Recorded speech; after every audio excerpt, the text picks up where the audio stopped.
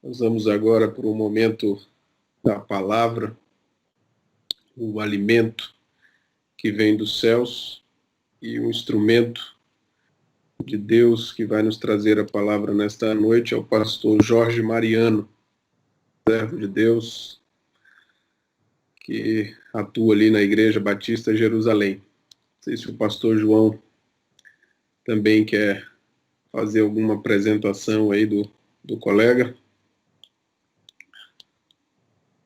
Graça e paz, irmãos. Amém. Pastor Mariano dispensa qualquer apresentação, né? Mas eu quero agradecer muito a Deus. Mariano é pastor de uma grande igreja, das maiores aqui de Salvador, da nossa cidade, mas arranjou esse tempo para estar conosco. Ele é da área de psicologia também, é o nosso vice-presidente da ordem e professor também, foi meu professor de seminário, me deu essa honra, não é?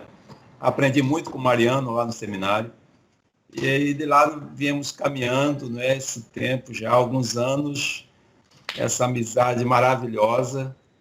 E eu agradeço muito a Deus pela vida do pastor Jorge Mariano. E hoje ele estará ministrando a palavra do Senhor. Nós queremos, nesse instante, pedir toda a atenção da igreja, dos irmãos. O fato de estarmos em nossas casas, às vezes as coisas, as demandas acabam nos distraindo de alguma forma, mas a gente pede foco, né? Foco no foco, e que Deus lhe use, meu querido pastor Jorge Mariano. É um prazer receber o irmão aqui.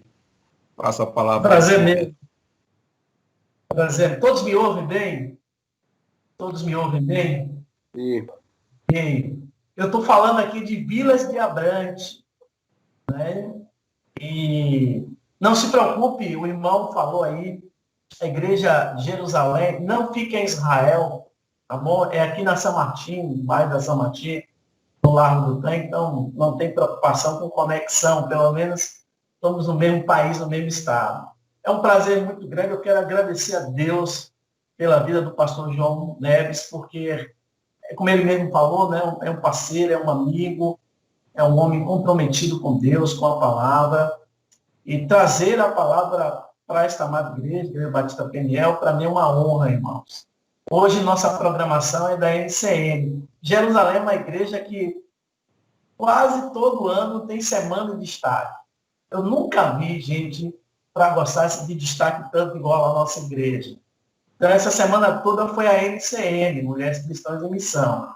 Como elas gravaram tudo, né, para não fazer live, a vergonha e tal, então eu não fui o pregador oficial, então hoje eu tirei o dia, eu fui na igreja, fiz alguns atendimentos administrativos com a diretoria, e à tarde eu voltei, né, a esposa mandou um abraço para a Neuza, viu? Bem, mandou um abraço, Neuza, para você, para João.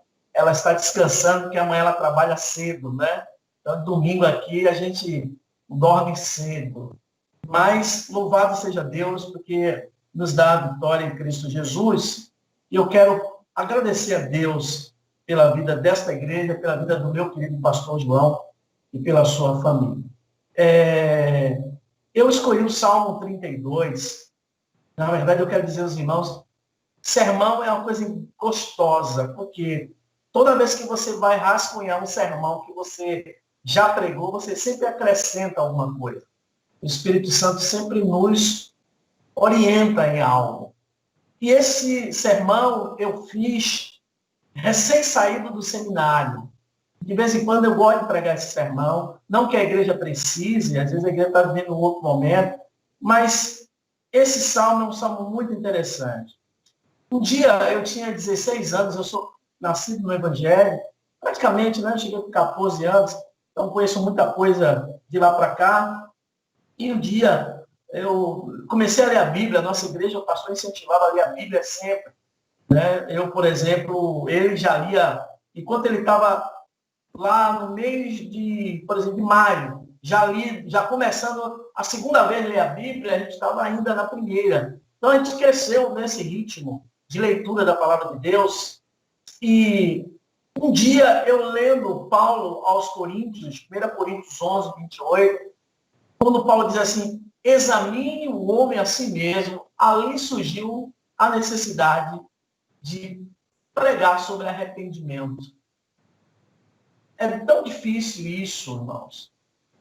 Parece uma coisa corriqueira, parece que é uma coisa simples, mas não é. As marcas do verdadeiro arrependimento, ela tem um longo caminho. Né? Ela tem um longo caminho. Se eu fosse falar para os irmãos de psicoterapia, eu diria que é um longo caminho de tratamento, um longo caminho de acompanhamento. Eu ficava surpreso quando eu via professores meus na faculdade dizendo: eu tenho 20 anos que eu faço acompanhamento psicoterápico. Como é que pode isso, né? Dentro da psicanálise pode. 30 anos. E a gente trata essa questão de arrependimento de uma forma muito, mas muito simplória. E aí, com 16 anos, eu estudei a história de Davi, fiquei encantado com Davi e entrei no gabinete do meu pastor na época, né, o saudoso pastor Carlos, que faleceu agora em março, né, aprove a Deus levá-lo, depois de 47 anos pastoreando a nossa igreja lá em Jerusalém. E eu entrei no gabinete dele e disse assim: pastor, eu preciso conversar com o senhor sério. Coisa assim de menino, né? Mas o senhor prega ali, os pastores pregam que Davi era um homem segundo o coração de Deus. E quando a gente lê Davi, a gente vai logo para as coisas que ele fez, né? Usados por Deus, como venceu o gigante Golias em muitas batalhas. Mas aí também não tem como a gente não cair nos pecados de Davi. Né? Não tem como a gente não cair. E aí eu fiquei em crise. Eu falei: não, como é que esse homem é um homem segundo o coração de Deus se ele pecou contra Deus de forma grave, a ponto de enviar seu general para uma batalha, sabendo que o cidadão ia morrer, e ele casou com a esposa desse cidadão, que foi Urias. Aí o pastor, vendo a minha inocência e a minha não leitura das escrituras, ele riu, deu aquela risada assim, e disse: meu filho, sabe por que Davi é considerado um homem segundo o coração de Deus?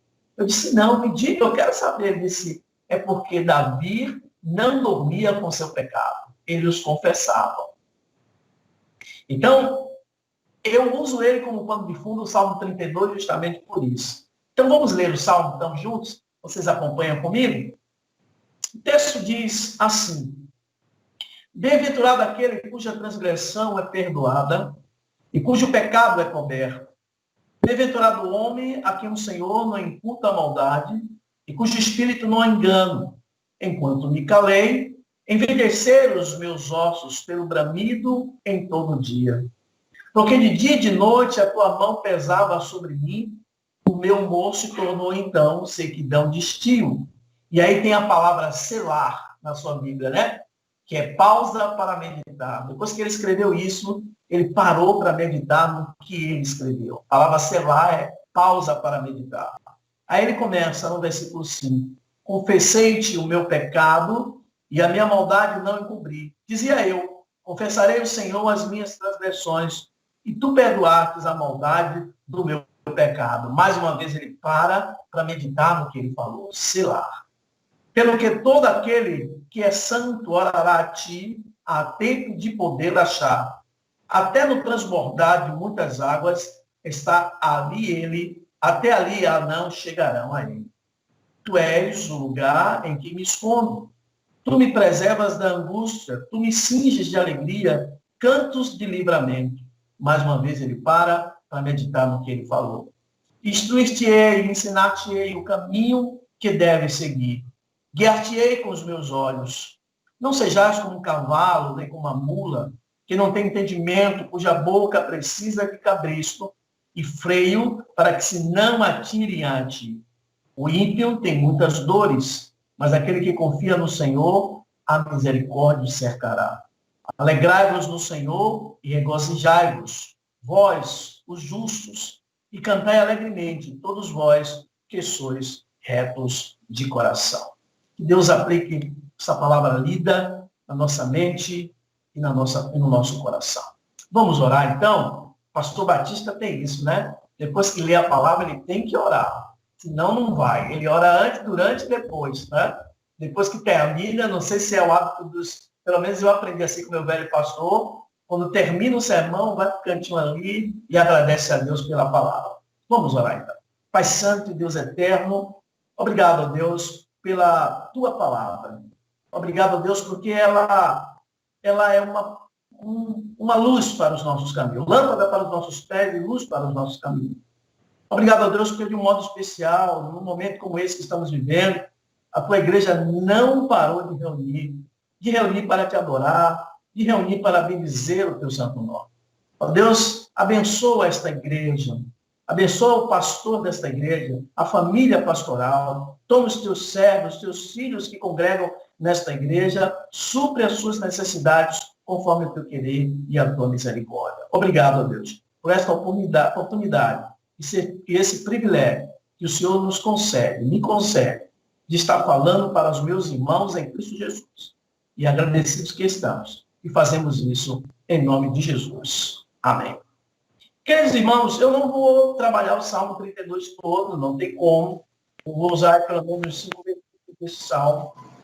E como eu disse aos irmãos, surgiu no meu coração, há alguns anos atrás, quando eu li e vindo os pastores repetindo na ceia, até eu também, usando 1 Coríntios 11, quando Paulo, falando sobre a ceia, ele diz, examine, pois, o homem a si mesmo.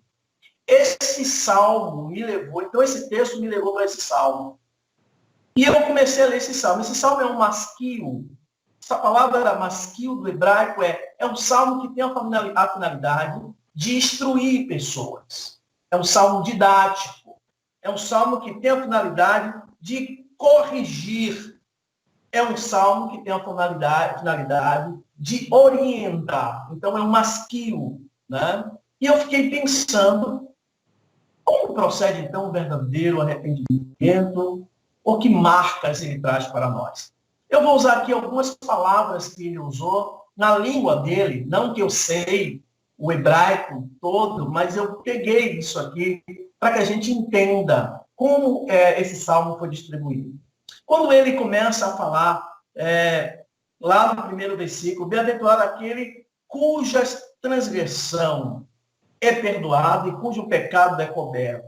Ele usa uma palavra no hebraico que se chama pecha. E pecha é aquele pecado que a gente comete indo além dos limites estabelecidos por Deus. Então, pecha, toda a palavra, tudo que ele usa ali se refere a pecado. Mas nesta hora aqui, quando você vai na Bíblia hebraica, eu estou olhando para ela aqui no meu computador, tem a palavra Nerush Pesha Asherei, ou seja, bem-aventurado aquele cujo pecado é perdoado. Né? Aí ele usa a expressão transgressão na nossa linguagem. E ele coloca a palavra pecha. Pecha é isso, é ir além dos limites estabelecidos ou que se sabe por Deus. Geralmente, quem comete esse tipo de delito, de pecado, são crentes rebeldes. Todo rebelde, ele vai de encontro à palavra de Deus. Eu, quando estou falando para jovem, eu sempre digo isso, olha, querendo você ou não, nós nascemos debaixo de autoridade. Eu sei que você não queria a sua mãe, ou não queria seu pai. Eu não pensaria dessa forma, mas talvez você pense, mas é uma autoridade. Todo aquele que vai de encontro à autoridade ultrapassa os limites de Deus. Então é isso que Davi está dizendo para Deus. Senhor, eu ultrapassei os limites estabelecidos. Na verdade, ele sabe do que ele está falando, né? Da questão ali de Urias, e depois que ele casa com a esposa de Urias. Interessante que ele diz assim, o pecado que tanto abomino jaz à minha porta. Porque no pátio do palácio ele via ela tomando banho. E eu aprendi uma coisa na psicologia, que a gente peca muitas vezes, que a gente erra muitas vezes, e a gente comete essa transgressão. Por exemplo, aquilo que você vê todos os dias, você tem a tendência de absorver. É um casal de namorados que está avançando no namoro, aí vem conversar com o pastor, e o pastor orienta a separar, para dar um tempo em oração, mas eles não se aguentam, né? Não se conter, e querem estar juntos. Não vai acontecer nada, a gente só vai sair, hoje está aqui, e ali, ó, aquilo que a gente vê todos os dias, a gente termina absorvendo. Então, fugir, né, é importante nesse momento. E eu sempre mando eles fugir para a oração. Digo, vai para o seu quarto em oculto lá, foge para a oração, não tem lugar melhor, né? Não é isso? Alguém já disse no passado que o lugar mais seguro do planeta Terra é no centro da vontade de Deus. E é verdade. Então, Davi está classificando aqui, ele está dizendo, olha, eu fui além, fecha, né? Ele vai dizer justamente isso. Eu fui além dos limites estabelecidos por Deus. Geralmente, pessoas rebeldes, pessoas que vão de encontro às autoridades, é elas que realmente cometem esse tipo de delito. E a mão de Deus pesa sobre essas pessoas. Depois ele vai dizer uma coisa muito legal, que é no 32, lá na primeira parte ali do B, né? Na parte B, desculpe, 32B, na parte B, ele vai dizer, aquele homem cujo Senhor não imputa maldade, né? Ou que a maldade é perdoada. Ele usa uma palavra hebraica chamada nazan. E nazan tem um significado de levar embora. Então, quando você se arrepende de todo o seu coração e mostra essas marcas do seu arrependimento, o Senhor não fica ali lembrando, não, irmãos. Tem gente na igreja que gosta de ficar lembrando o pecado da gente, né? Ah, pastor, mas não tem como esquecer, não, sim. Mas quando lembrar, você não lembra com tanta indiferença. Não mexe mais com você. Isso não toca mais o seu ser. Isso não toca mais o seu coração, porque levou embora. Lembra dos profetas? Jeremias fala sobre isso, Isaías fala sobre isso. Deus dizendo para o povo de Israel se arrependesse. Ainda que seus pecados sejam vermelhos como o carmesim, eu, o Senhor, tornarei branco como a lã branca. Jogarei os seus pecados no mar do esquecimento. Por que a gente fica lembrando os pecados dos outros, né? Essa tendência. Então, quando ele... Não tem como o homem não se sentir perdoado, né, pastor João? Nazan, levar embora. Deus, quando perdoa, ele leva embora, irmãos. Ele leva embora.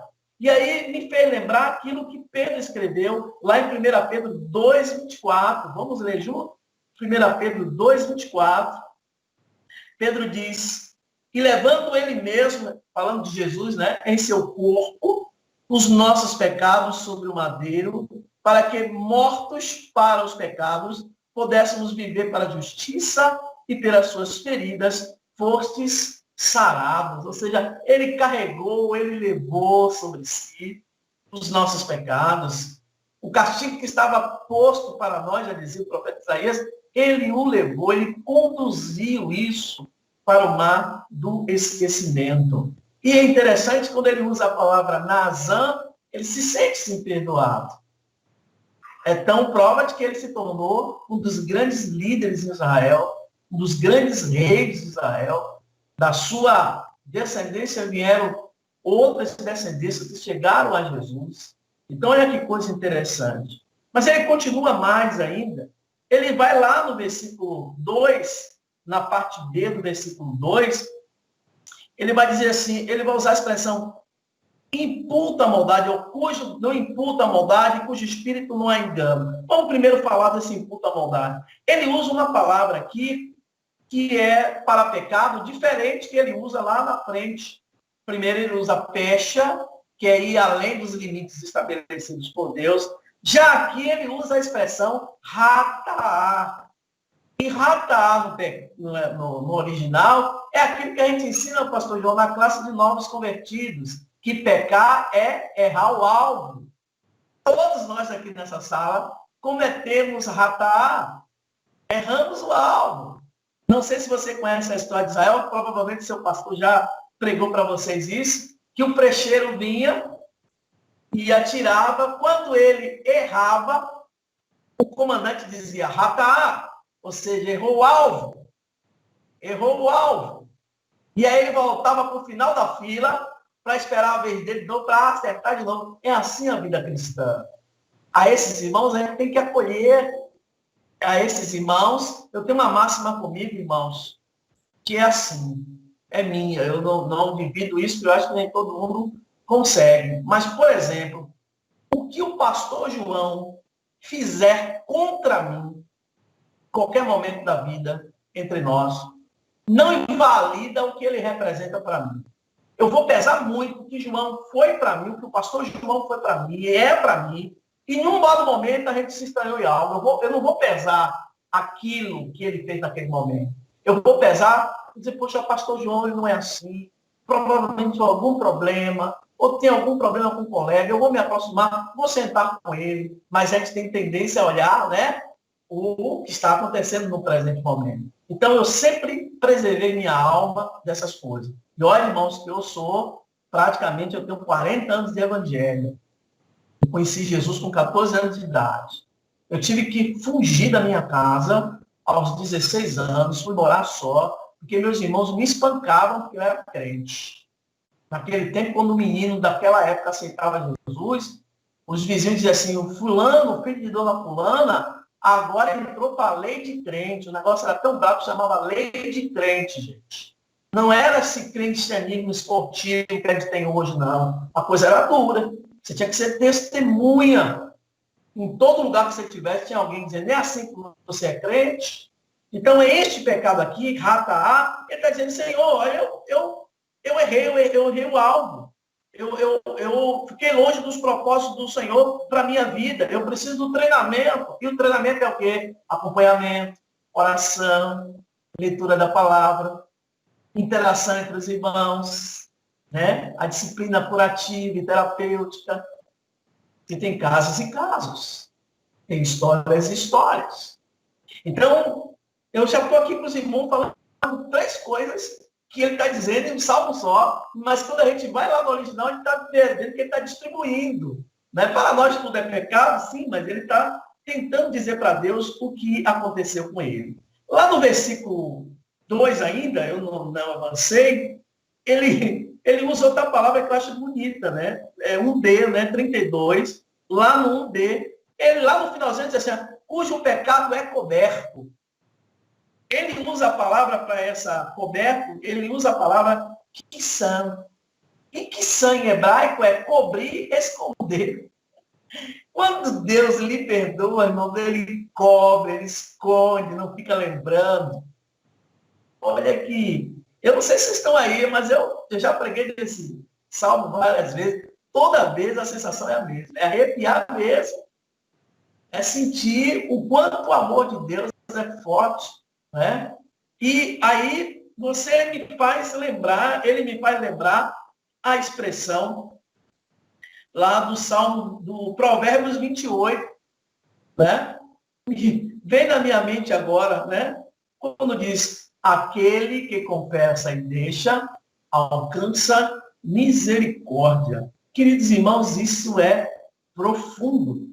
Então, quando ele diz, cujo pecado é coberto, ele está dizendo, olha, Deus escondeu, Deus cobriu o que eu fiz.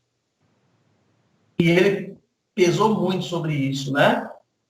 Davi era um excelente rei, era um excelente general, comandante articuloso, belicoso, estratégico, mas ele não tinha autoridade dentro da sua casa. O seu lar era um lar destruído, né? Sua família era uma família... Né? O seu próprio filho, né, Absalão, queria matá-lo a todo custo, a toda prova. Então, Davi está dizendo, irmãos, eu gosto muito de usar personagens que são muito, na nossa visão, personagens negativos, para entender que eu também tenho isso. Eu tenho um pouco de Davi aqui, eu tenho um pouco de Jacó também. Eu estou muito triste com as pregações que eu tenho visto nos últimos dias, de só exaltação do homem, o homem é isso, o homem é aquilo. Irmãos, o homem é mau. O homem é mau. Paulo diz, o bem que quero fazer, esse não faço. Mas o mal que não quero, este faço. Quem me livrará do corpo deste mal? Dou graças a Deus por intermédio de Cristo Jesus, porque esse quando eu sou fraco, aí é que eu sou forte, pois o seu poder se aperfeiçoa na minha fraqueza. É o poder de Deus que nos faz sermos o que somos. E esse homem está dizendo para Deus, Senhor, que santo. O Senhor está dizendo que meus pecados foram cobertos, ou seja, foram levados, foram escondidos. Então, é uma marca de um arrependimento. Depois, lá no 32, de novo, verso 5, na parte A, ele vai dizer uma coisa interessante. Confessei-te o meu pecado e a minha maldade não encobrir. Ele vai usar uma palavra pouco comum no hebraico, mas ele quer situar esta palavra para que as pessoas compreendam o que ele está dizendo. Aqui ele realmente mostra quem ele é. Ele usa uma palavra para pecado, que a gente traduz para iniquidade, mas ele usa a palavra avon. Não é o produto que você vende, não, minha irmã, avon, tá bom? Mas é escrito com aquela grafia dele. A-V-O-N, mas não é o avon produto. Este avon, no hebraico seria avon, é iniquidade no sentido de perversidade, de maldade. Ele está dizendo para Deus, Senhor, eu fui mal mesmo. Eu sabia que meu general poderia morrer como morreu, e eu sabia que se ele morresse, eu ia casar com a mulher dele. E isso as pessoas iam parar de falar, porque já estavam falando. E ele sentiu isso. Estou falando isso, mas outras coisas que ele também fez. Então ele usa aqui a palavra avon, que é perversidade, maldade. Maldade. Tem pecados, irmãos, que a gente comete por maldade. E esse precisa realmente se arrepender de todo o coração. Esse realmente precisa seu coração no coração de Deus e o coração de Deus no seu. Porque senão... Eu me lembro quando eu era garoto, nos evangelismos, perto do bairro, e eu inventei de evangelizar dentro de um bar. Coisa de menino, adolescente, né? Pegar folheto dentro de um bar, todo mundo com cachaça, tá eu lá e o povo, cadê Marianinho, cadê Marianinho? Tá eu lá dentro do bar, pregando o evangelho. E aí um cidadão aí bateu no bolso e mostrou lá garrafa de cerveja. Disse, aqui, meu Deus é esse aqui. Morreu depois, né, de cirrose hepática, enfim. É essa maldade aqui. O homem sabe que ele está errado diante de Deus, ele faz de forma deliberada. E a Bíblia diz que ao homem herege, depois de uma ou duas exaltações, o que é que ele faz com ele? Evitam. Irmãos, eu sou de um tempo, eu não sou de um tempo tão grande assim, não. Quando eu fazia umas besteiras na vida, olha que eu fiz muita, meu mais jovenzinho, eu tenho 54 anos, eu dizia assim, um dia eu confessei isso ao pastor da igreja, ele estava vivo na época, e ele pregando, ele disse isso uma vez, meu irmão, um dia Mariano disse assim, pastor, lembra quando eu cometi aquelas besteiras, era coisa de adolescente, aqueles pecados de adolescente, pensar mal de alguma coisa, desejar mal, enfim. E aí eu dizia, pastor, eu tenho medo de dormir e não acordar, porque eu senti o peso. Hoje as pessoas fazem, né? Ultimamente eu tenho visto assim, viu, colega e irmãos? Ah, pastor, isso no seu tempo. No meu tempo, no nosso tempo não é assim, não. Eu digo, e pecado mudou de classificação, é? Pecado agora, no seu tempo é uma coisa, no nosso tempo é outra. Pecado é pecado. E aqui está o Salmo dizendo isso. Então ele está dizendo, ó, eu pequei de forma deliberada, eu fui perverso, eu fui mal. E ele alimenta isso, dizendo para Deus, primeiro ele vai lá, falando do tipo de pecado que ele cometeu, pecha, que ele diz que foi além dos limites estabelecidos por Deus. Depois ele pensa isso, e ele diz, olha, Deus faz Nazã, Deus leva embora quando a gente se arrepende. Mas eu também sou pecador. Ele vai dizer em outro salmo, em pecado eu fui gerado, é rataá, ou seja, nascemos no contexto do pecado. E aqui ele está dizendo mais, no 32, na parte 1b, ele está dizendo, olha, Deus esconde, Pai nas que são, ele esconde. E aqui ele está dizendo para Deus agora, eu pequei, Senhor, de forma perversa, maldosa e deliberada. Tem uma coisa na psicanálise que diz assim, que as pessoas têm medo de olhar para o espelho. Não é medo, pavor, não. Porque sempre que a gente olha no espelho, tem uma coisa que a gente quer mudar, né? Sempre quer mudar uma coisa, né? Eu mesmo pratiquei judô a minha vida toda. Parei depois de adulto, minha orelha é toda...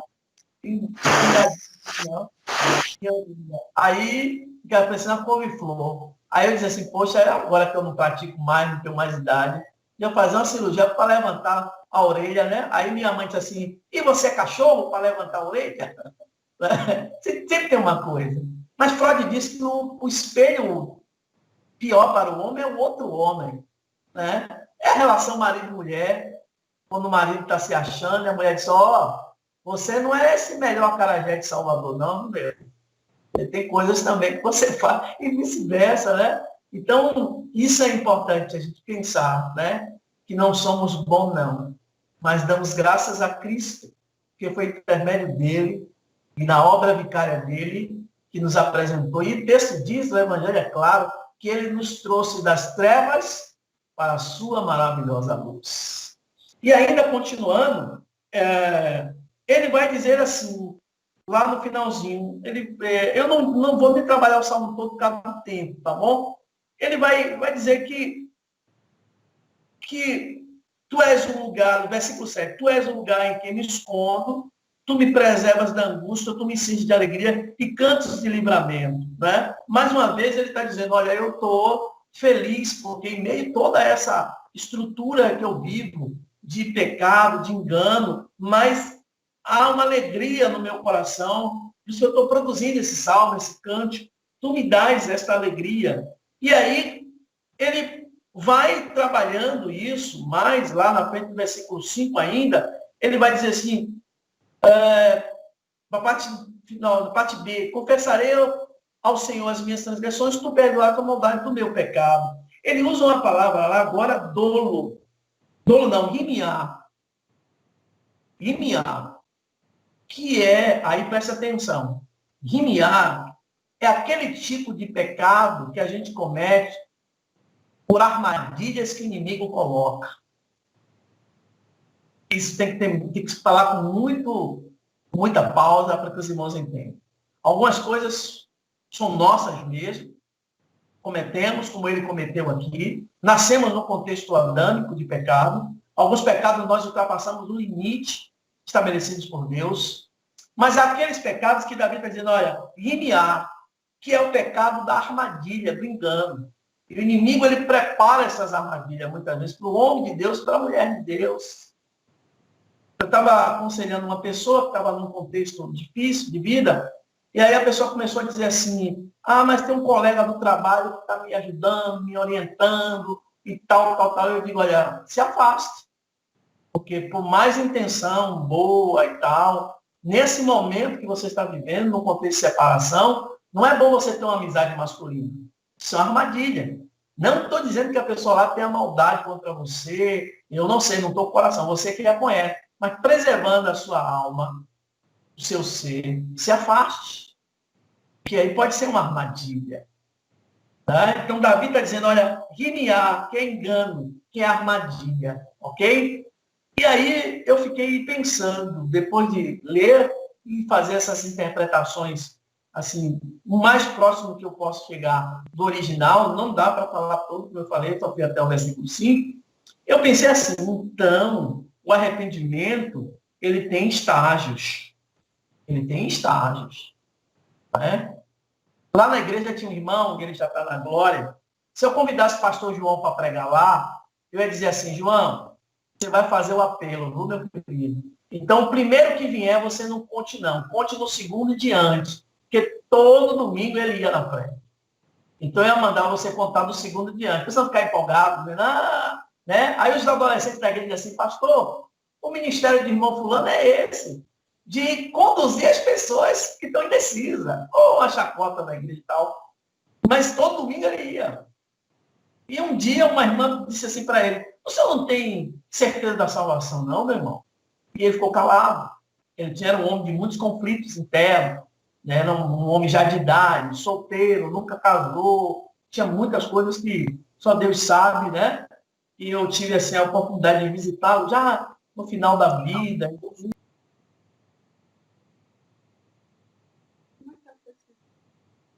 Pastor Jorge Mariano, seu microfone entrou no mudo aí. Seu ativa, por gentileza.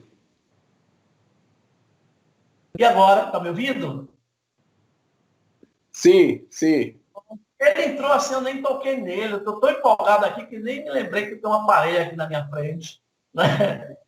Obrigado, querido. Obrigado, viu? Aí eu fiquei pensando, eu já vou concluir essa parte, que é a parte, fazer essa segunda parte do que eu penso depois de ler esse salmo. Aí eu fiquei escrevendo algumas coisas sobre, e pensei em estágio. Tá?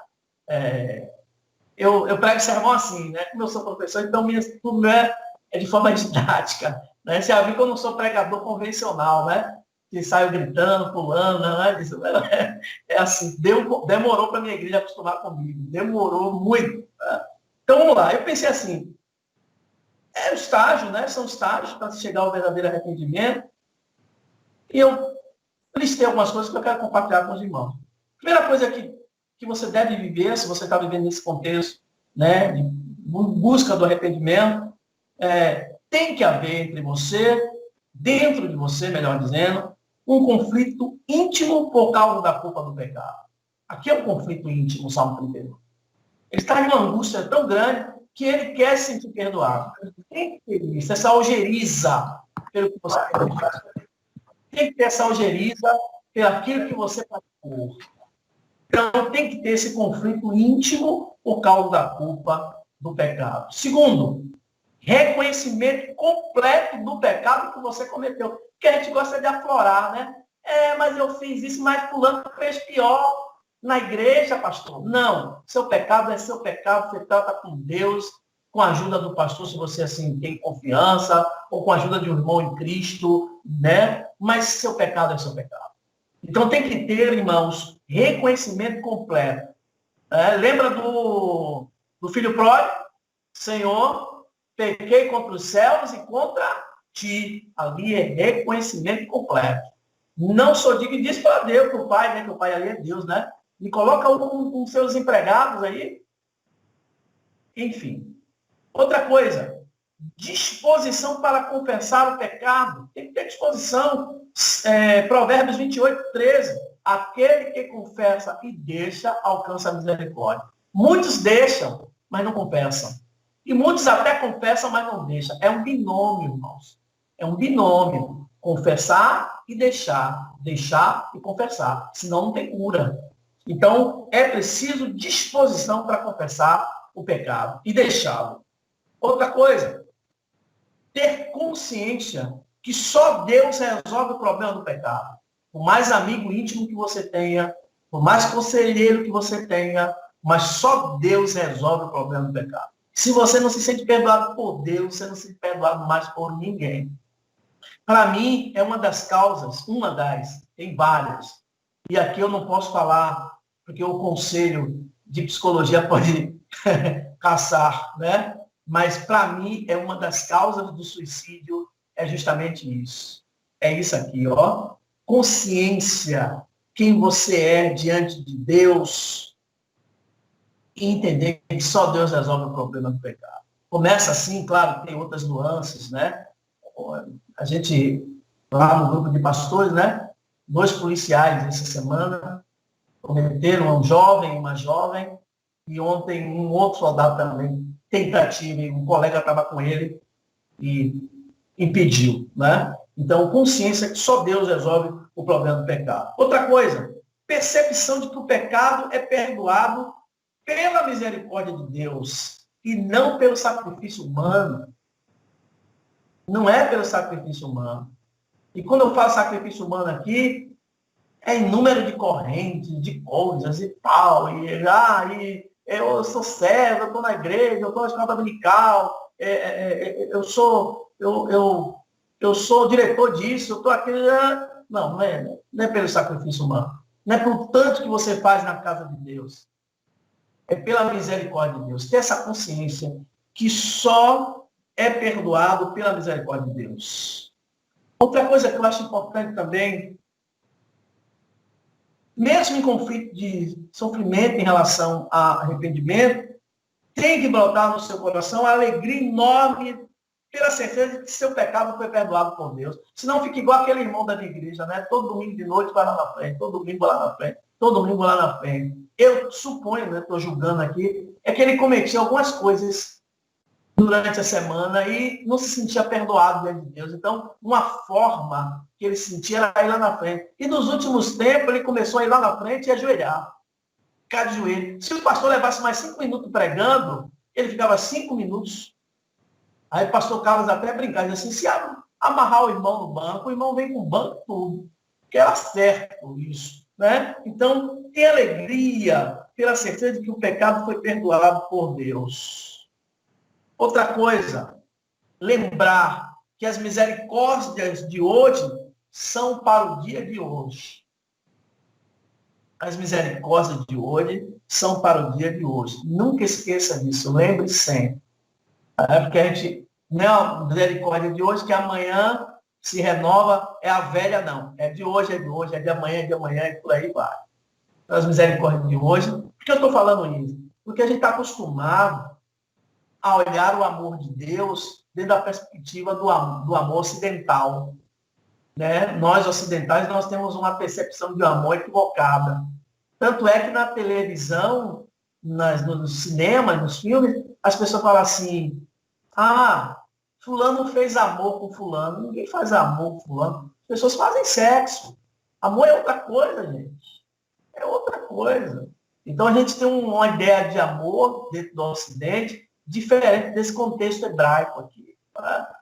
Deus ama, mas a sua justiça está sobre nós, sempre, né? Esse ciclo de maldade que a gente vive. Então, as misericórdias de hoje é para o dia de hoje, né?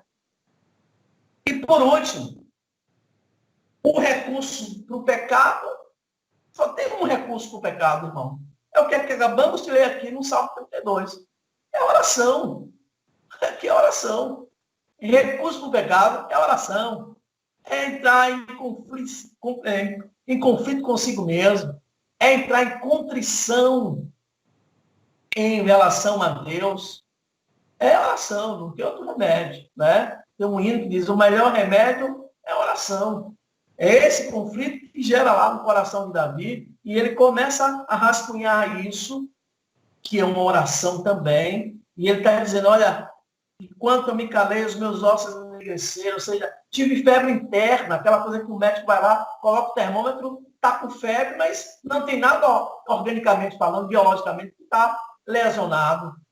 É o que a gente chama hoje na linguagem moderna, né? Psicossomatizou, internalizou. Pecado gera isso, gente. Internaliza. Sabe lá, uma pessoa não se sentir perdoada diante de Deus. Então, isso é importante. Eu quero encerrar a minha participação, agradecendo já mais uma vez ao pastor João Neves e irmã Neuza e toda a família pastoral e esta igreja que está me apoiando aqui. Eu gostaria de contar uma história. Eu sou professor de história, João está acostumado comigo. Sempre tem uma história no final, né? Senão não sou eu. Eu quero contar a história de uma família americana que estava viajando nas autoestradas, que eles chamam de interstates, que são aquelas estradas que tem 6 faixas, 5, 6 faixas, não dá para você atravessar uma estrada daquela. E o carro quebrou. Estava um pai, uma mãe, 3 filhos menores. O carro quebrou, deu uma pane seca, ele encostou, parou no acostamento, e aí ele tentou dar partida no carro, o carro não pegava de jeito maneira. E ele lembrou para a esposa, olha, fulana, eu vou voltar a mais ou menos uns 400 metros, eu vi uma cabine telefônica, onde ele liga para receber o socorro, né? Fecha o carro, tudo aí direitinho, fica aí com as crianças, eu vou andar. E assim eu fiz. Chegou lá, ele encontrou a cabine telefônica, ligou, a pessoa atendeu do outro lado, ele disse mais ou menos assim, em que rodovia ele estava, ele explicou direitinho, e disse, olha, eu estou chegando aí em 15 a 20 minutos. E ele veio mais do que depressa, e assim que ele chegou no local, chegou um guincho, um carro guincho. E aí desceu um cidadão desse carro guincho, um senhor, mais ou menos assim como eu vou descrever os irmãos. Esse homem, ele não tinha uma perna, ele andava de muleta, ele tinha um olho vazado, ele tinha fundamento de malar, que é aquela, né, bem profunda aqui, espécie de escoriações no corpo todo. Quando esse homem desceu do guincho, a esposa da pessoa, do dono do carro, meio incrédula, ela disse assim para ele, meu filho, a gente vai ficar aqui com esse homem todo mutilado, aí ele vai resolver o quê, vai?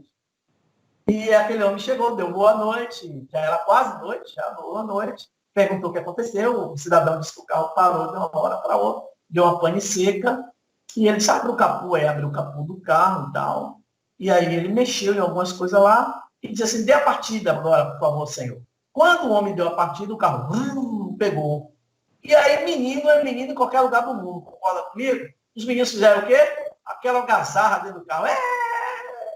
E aí aquele homem ficou muito grave, porque primeiro ele poderia dormir na estrada, segundo ele poderia ser atacado por alguém ali, por sua família, sua esposa, seus filhos, filhos menores, né? E ele, como pai de família, ficou angustiado. E coração extremamente grato àquele homem. Aquele homem, na verdade, foi a salvação, não? E aí ele, mais do que agradecido, pôs a mão na carteira, tentou tirar um documento, e tentou tirar um dinheiro, e muito dinheiro, por sinal, e disse assim, diz aí quanto é seu serviço, aliás, já estou pagando ao Senhor, muito mais do que ele merecia. E aquele homem, dono do reboque, não aceitou.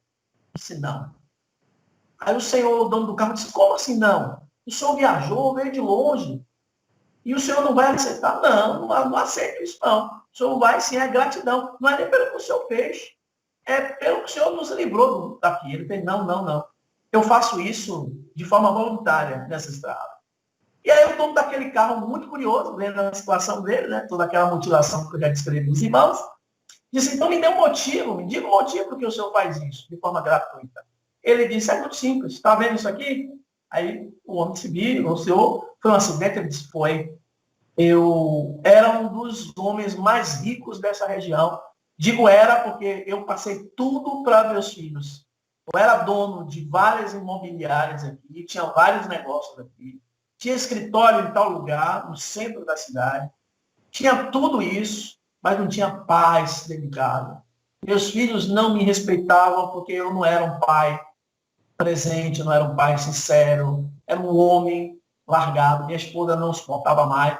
E um dia eu fiquei dividido entre minha família e os negócios, peguei o meu carro, aliás, um dos meus carros, e enchi de uísque, de todo tipo de bebida, e vim bebendo o caminho todo viajando, e capotei. Então, tudo isso aqui é fruto de um acidente que eu tive, que não perdi minha vida por um motivo. Aí o homem disse, eu estava curioso, então me diga, senhor. Ele disse, olha, eu acordei 2 meses depois em um hospital, e quando eu acordei, alguém me contou uma história de que alguém me encontrou na estrada e me trouxe para cá. Era um pastor João, que estava indo fazer uma conferência em uma cidade próxima, viu aquele acidente, né? Deu uma de bom samaritano, né? Que bom, graças a Deus. Parou, segurou a mão dele, começou a falar algumas coisas da palavra. Ele só abriu o olho, mas todo mutilado. Ligou para o serviço de emergência, foi com ele até o hospital e disse, olha, eu vou deixar aqui um cheque calção. Eu não tenho muito não, eu vou deixar aqui. Quando eu voltar, eu resolvo. E assim ele fez. Ele foi para outra cidade e aquele homem acordou 2 meses depois. Ele disse, então, eu fiquei extremamente curioso para saber quem era esse pastor. Ou quem é essa pessoa. Ele não sabia que era pastor. Quem é essa pessoa? E chegou até essa pessoa. E ele convidou para ir no escritório dele, ainda quando ele tinha escritório. Porque ele deu tudo aos filhos. E ele disse, quando o homem entrou, era um pastor, ele começou a chorar e dizendo, o senhor foi de Deus, porque eu fui na intenção de auto-destruir, acabar a minha vida. E não quero conversar muito com o senhor, não. Já me diga aqui, ó, quanto é que eu vou passar um cheque como gratidão. Aliás, tome aqui um cheque em branco, coloque o valor que o senhor quiser. E aí aquele pastor disse, não, meu filho, não, você entendeu errado. Não posso aceitar seu dinheiro. Ele disse, mas por que o senhor não pode aceitar? Aí o senhor fez isso, fez aquilo, tal. Ele disse, mas eu não posso aceitar. E aí aquele homem mutilado disse ao pastor, então me diga o motivo. Por que o senhor não faz isso? Não quer aceitar o dinheiro, meu dinheiro. Ele disse, olha, eu faço isso por amor a Deus. Agora, tem uma coisa que o senhor pode fazer por mim. E aí eu quero dizer também, tem uma coisa que a igreja Peniel pode fazer pelo reino de Deus. Ele disse, agora vá e leve a bênção adiante. Por isso que ele fazia aquilo ali voluntariamente. Então não tem sentido nós, pregadores, falar da palavra de Deus, pregar o evangelho, se a gente levar a bênção dizendo que Cristo transforma, que Cristo muda o coração das pessoas, que Cristo liberta e que ele, quando a gente confessa e deixa, nós somos alcançados pela sua misericórdia. Que Deus abençoe, meus irmãos. Muito obrigado pela oportunidade. Obrigado a você, professor. Eu quero mais uma vez agradecer a sua presteza e a atenção, né, aqui desse aluno e estar conosco, compartilhando de uma forma tão precisa esse tema tão recorrente, meus amados irmãos, que é justamente o arrependimento, essas marcas, né, do arrependimento. E a figura de Davi, eu creio que não tem ninguém melhor para nos ensinar a respeito desse tema. E durante o momento que Mariano pregava, eu me lembrei de duas frases aqui, e eu gostaria de deixar essas duas frases. Uma é de Tozer, quando ele diz o seguinte: Tozer, quanto mais eu me aproximo de Deus, mais o pecado se torna intolerável para mim. Meus amados irmãos, e aí vem a palavra do pastor Carlos Antônio, né? Davi não dormia com o pecado dele. Davi se aproximava de Deus, né? Louvado seja o nome do Senhor.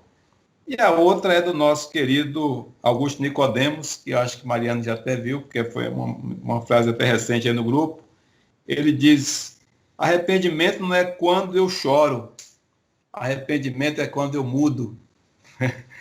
Uma frase bem objetiva do Augusto Nicodemos, meus amados irmãos. E o que a gente precisa de fato é entender que arrependimento ele promove mudança nas nossas vidas. Deus seja louvado.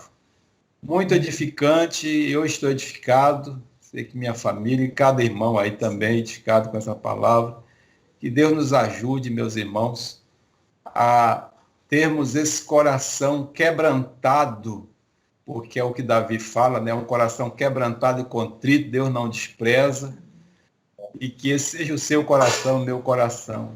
E por último aí, fechando essa mensagem tão maravilhosa, esse exemplo, essa história ilustrativa, e que Jesus fez algo tão grande, meus irmãos, por nós, entregando a sua vida, e não tem nada que eu possa fazer para pagar o que Jesus fez, mas eu posso passar adiante essa bênção, esse milagre, ou seja, assim como Jesus é o caminho para Deus, eu preciso ser o caminho das pessoas até Jesus, né?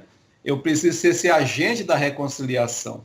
Então é isso, meus irmãos, graças a Deus, que Ele, pois, nos abençoe o pastor Mariano, abençoe sua família, irmã Dani, né?